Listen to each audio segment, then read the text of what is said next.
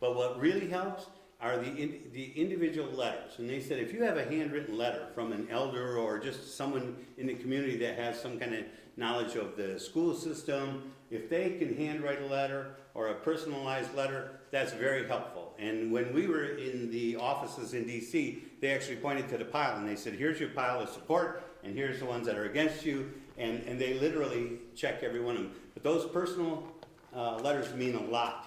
And they go a long way. And yes, right now we're at a critical phase where we're really trying to push this thing hard. And so anytime you can send a letter would be helpful, and we can give the information. I'm not sure why it's not on here, quite honestly. But it's for the Secretary of Interior, and it's Jim Kaysen in Washington, D.C. And yeah, it really does help. And they right now is we have a big push going on. So. Yeah. Larry, just an observation for the board and the people here. Would you tell them what the estimated payroll per year would be for the casino scheme? Ron could tell him, I think it's about $1.5 million is the estimated payroll. It's about, yeah, that, if I compare Well, what, actually, if yeah. I compare the payroll, what we would pay out when I was GM and would come to my desk and see, I would guess that the payroll on an annual basis here would be somewhere between 35 and 40 million payroll. So That's money that the majority of them is going to be spent in Muskegon County. well, that's it. I mean, we have a lot of businesses in Manistee that are there because the casino is there. I mean, we've had our hotel capacity. We've got 292 rooms up there. We in this time of the year that we're coming in, especially, we're full all the time. So there's a microtel down the street. I know on when it gets on bigger nights like New Year's Eve, we rent out the entire microtel to put our players in.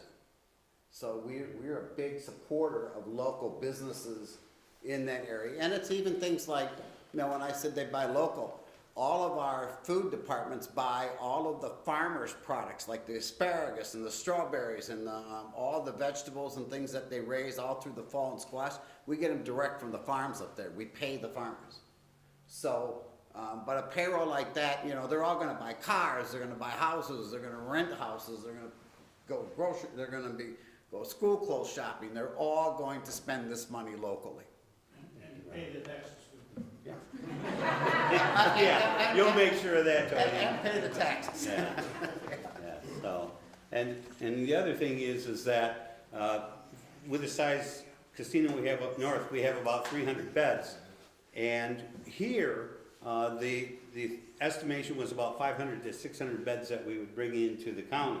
Now we don't want to take the whole thing that we would have we're looking at possibly having some hotel rooms, but it wouldn't be even half of that. We'd want the community to share in that.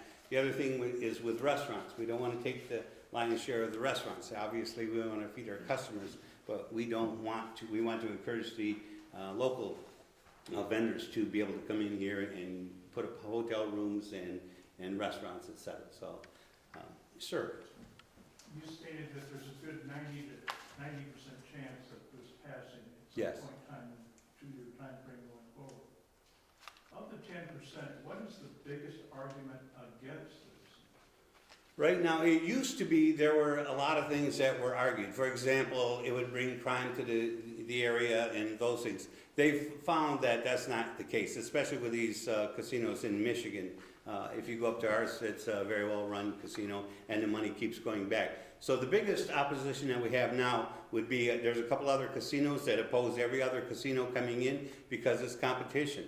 We've never opposed another casino coming in. We know that there's another one that's talked about it as well, and we wish them luck. We think we're eons ahead of them. But no, that's where the biggest opposition would come from. And one of them would be, I believe, in the center of the state and one down towards the south. And that's two that we know of. There are 12 federally recognized tribes in the state of Michigan. And so that's a very small percentage. And they opposed 4 winds, they opposed 3 fires, they opposed Gun Lake. So we're not overly worried about that. Maybe we should be more worried than we are, but we understand it. We've been following the progression. So if we were to ask law enforcement associations, are they in support of casino here, you're saying you probably wouldn't get a negative reaction? No, I don't think for the most part we would. We already have a cross-step agreement up north, and we have agreements with the local law enforcement agencies and up north, so no. As a matter of fact, the crime actually went down when we came to town up north. If you speak to the chief of police, I know him very well, he'll tell you the same thing. The mayors will tell you the same thing, that, you know, it's a good thing for the most part. Because, and I had to, when I took this job, had to soul search a little bit. Because you're talking about gambling, and there are people that will have gambling problems. There are people that will eat too much. There are people that will buy clothes too much, and they have those addictive behaviors. But what we find is that you also have problems that are associated with unemployment and those things that happen.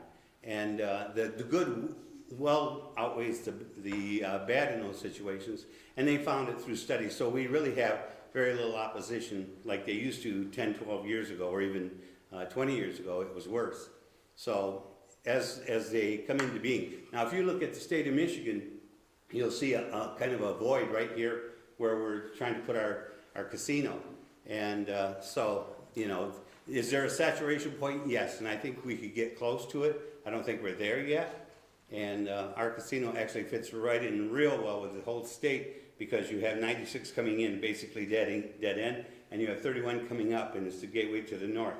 So we're going to bring millions of people through the county on a regular basis. And Gun Lake, 3 fires, and 4 winds all exceeded what they thought was going to happen. And we believe that ours is actually going to even do better than that because of the location. So, yeah. Larry? Oh, I'm sorry. One question, there's an education piece in there with Baker and Muskegon Community College that might help the locals too. Yes, and we just met with the 2 college presidents who I appreciate their support again. And we met and said, yes, we can do this, we can provide classes, and there's all kinds of things. You know, and I do appreciate the people that have gone to Washington, D.C., such as Bob Schwoniak and Tony and others that were willing to come with us. So, no, that education piece is critical. And, you know, the school's part of it. You just take the whole community. It's really impressive. I mean, we're impressing them in Washington, D.C., because they said they've never seen this kind of support. But what it's really about is it's really about jobs. This is entertainment. If you take it as entertainment, not a way to get rich, and you understand it's another outlet, and then you take the employment, how can you lose, really? So, Joe?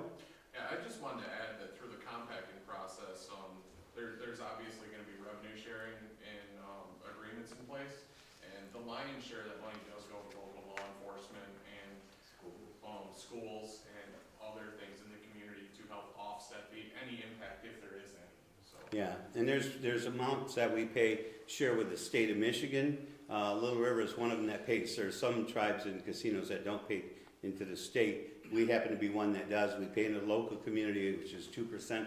But on top of the 2%, there's a lot of things that we do in the community, whereas fundraising and donations, etc. Plus, we have what's called the 7 Generation Fund. It's a perpetual fund, and it's amazing. Quite honestly, I wouldn't have put that kind of money into it. And I guess it's still to be worked out, but it's a perpetual fund that the local units of government and the tribe will have 1 seat on this, but it's to give to anything that the group wants to give to. And what would be happening is, I think the first 5 years, there would be an amount paid into this fund, and then you would just pay off from the interest in this fund. But it's going to grow pretty rapidly.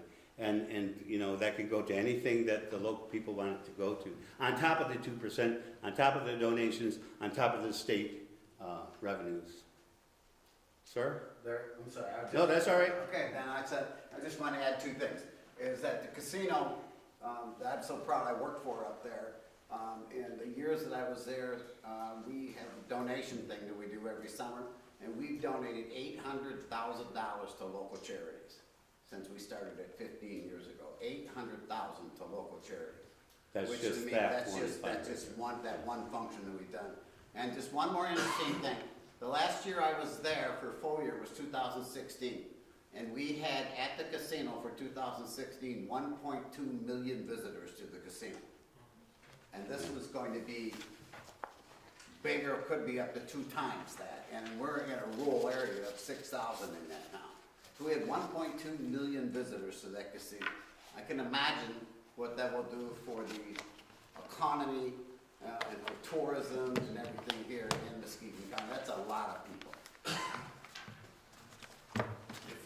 Andy. Larry, I got my pages, muskegonchannel.com positively. If you'd like to share this again soon, I'd be happy to come and meet with you and we can share it. for Yes, our I audience. thank you for what you've been doing. I already saw some of it. People send me this stuff, you know, so, no, very much Let me appreciated. know, please. Sure, thanks. Any other questions? Sir? Since we got close to full employment now, at different times in Yes. this area,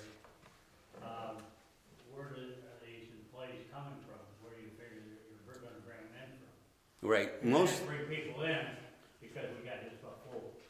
well, you actually can, you know, you can bring people in and, you know, everybody's having now that the economy is better, finding good quality help is, everybody's looking for it, but you actually can bring people into the area. What we're finding is a lot of millennials, which we're also looking at, are going out. They want to see Grand Rapids, they want to go to Chicago, and we're losing a lot of them that are going through our school system. That's why we met with the schools. That if you have quality jobs, that have a quality wage, that have good benefits, that you're going to retain these people rather than going out. So the prospect of getting good help actually increases. And we'd like to hire locally, not only our staff, but also our contractors, etc., just like we're trying to do over here with our houses. So you actually can bring more people in, and that's what we're looking at doing. So, yeah. I understand about half your business for your facility up north comes from this area. Yes. And so, I have a hard time understanding why you'd be anxious to open a casino here and lose half your business up there. Right. It's not actually half. We do the percentages that come from Grand Rapids, that come from Muskegon, that come from other areas, and we're constantly monitoring that. Now, we know that a percentage of that is going to be left pocket, right pocket, that we're going to lose a certain percentage up there, which is our golden goose, by the way. There's no way we're shutting that down. There was a rumor that once we started Muskegon, we would shut down Manistee. Not a chance. We're going to keep that going because that keeps our people up there employed. And by the way, about 30% of our employees are tribal people. That means that 70% are not. When we come down here, it's going to be more of a 20 to 80 ratio. And so, yeah, we watch those all the time. We watch the competition coming in that have gone away from here, that have gone